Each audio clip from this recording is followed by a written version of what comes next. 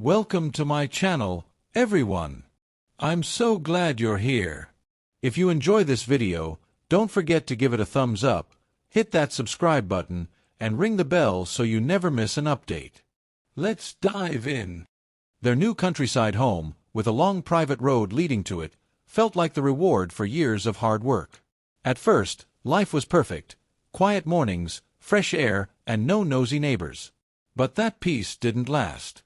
One day, a car sped down their private road like it was a public street. At first, they assumed it was a lost driver, but then it happened again. And again. Soon, the road felt more like a community shortcut than private property. Their dream of solitude was being trampled under the wheels of entitled strangers. The worst part? It wasn't just random people. It was Helen, the self-proclaimed queen of the HOA, leading the charge. The protagonist wasn't even part of the HOA, but that didn't stop Helen from acting like their land belonged to her.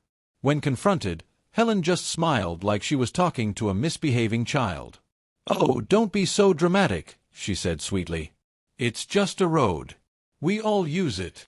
The protagonist's patience wore thin. "It's not just a road," they countered. "It's mine. I didn't sign up to be a freeway for the neighborhood." Helen shrugged. "Well, being a good neighbor means making sacrifices. You don't want to cause conflict, do you?" Then she strutted away, leaving them fuming. Determined to reclaim their property, the protagonist put up a bold, "Private property, no trespassing" sign at the road's entrance. Surely, that would send a message. But by morning, it had been knocked over, tire tracks running right through it. A check of the security cameras confirmed it, Helen's SUV, cruising through like she owned the place. When confronted, Helen gasped theatrically. "Oh no! Someone must have hit it by accident. But really, it was kind of in the way, don't you think?" That was when the protagonist realized Helen wasn't just ignoring their property. She was actively defying their right to it. Days later, a letter arrived from the HOA, despite the protagonist not being a member.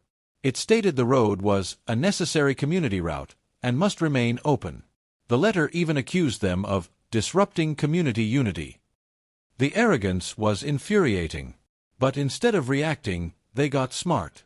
They logged every trespassing car, every tire track, every piece of harassment disguised as a friendly request.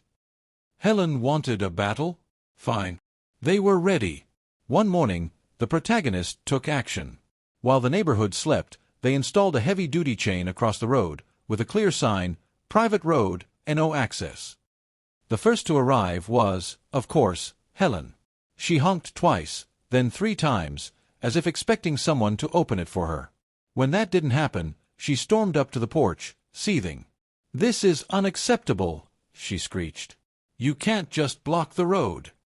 The protagonist leaned against the railing, sipping their coffee. "Actually, I can.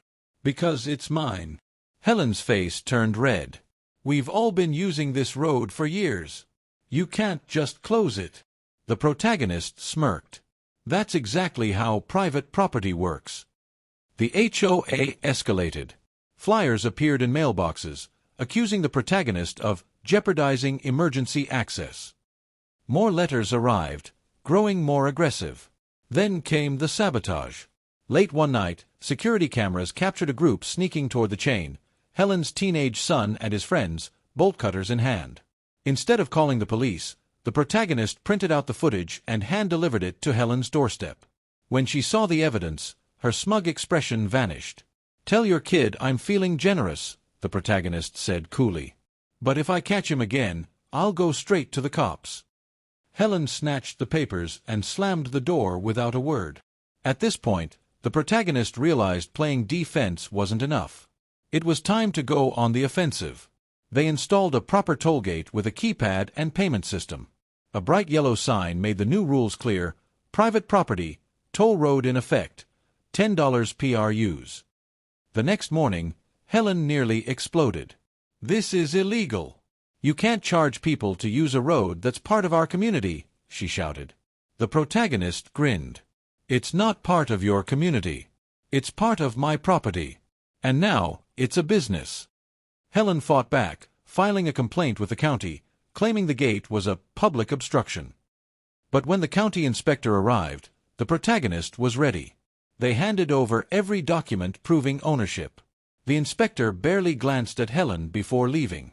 With her legal options failing, Helen tried rallying neighbors against the protagonist. But an unexpected thing happened. Some actually supported the toll. Many were tired of Helen's HOA dictatorship and preferred paying for a shortcut over dealing with her nonsense. The protagonist hadn't just reclaimed their property, they had turned it into an income stream. Desperate, Helen dragged them to court, claiming historic use of the road. But when the protagonist's lawyer presented security footage of her son's vandalism, the case crumbled. The judge dismissed it and ordered Helen to cover the protagonist's legal fees. With no options left, the HOA begged to negotiate, hoping to buy official access. The protagonist agreed, for a hefty annual fee. Helen, humiliated, stepped down from the HOA and soon moved away. The protagonists celebrated their victory with a backyard barbecue, watching cars pass through the tollgate, each one adding more money to their pocket. Because sometimes, the best revenge isn't just winning. It's making them pay for the privilege.